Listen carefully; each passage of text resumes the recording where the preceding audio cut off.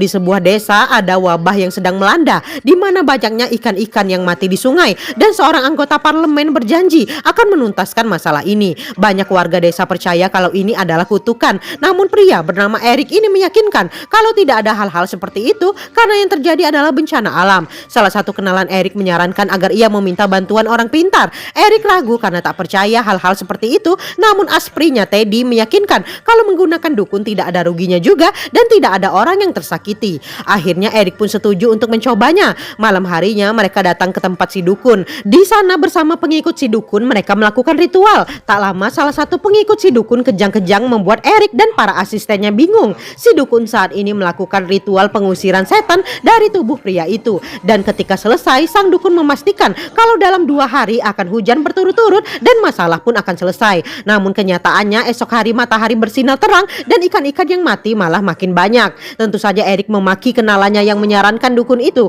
Ditambah media sudah memberitakan kalau Erik sudah gagal memenuhi janjinya menyelesaikan masalah wabah ini. Ketika Erik akan pergi, ia melihat seorang wanita berdiri di halaman kantornya. Dan Erik pun mendekati wanita itu dan berkata rasanya ia familiar dengan wajah wanita tersebut. Erik pun minta maaf dan berkata mungkin dia salah orang. Tiba-tiba wanita itu berkata pasti Erik sedang memiliki masalah, namun Erik menjawab kalau wanita itu salah orang. Saat di mobil Erik menemukan sesuatu di kantongnya, yaitu sebuah boneka mainan. Erik pun menemui wanita itu lagi untuk bertanya apa maksudnya. Wanita itu menjawab ia hanya ingin menolong Erik, dan Erik bertanya apa yang wanita itu tahu tentang anaknya. Wanita itu sudah berkata sudah 2 tahun berlalu dan Erik masih menyesal. Karena wanita itu tahu rahasia Erik, maka Erik pun mempercayainya, dan suatu malam asisten Erik diperintahkan membawa wanita itu ke suatu tempat. Mereka pun sampai di suatu hutan dan wanita itu meminta para asisten Erik tetap menunggu di mobil. Wanita itu masuk ke dalam sana sendirian. Teddy dan Ronnie ngobrol dan Teddy berkata kalau Erik menemukan mainan almarhum putranya di kantong jasnya setelah bicara dengan wanita itu.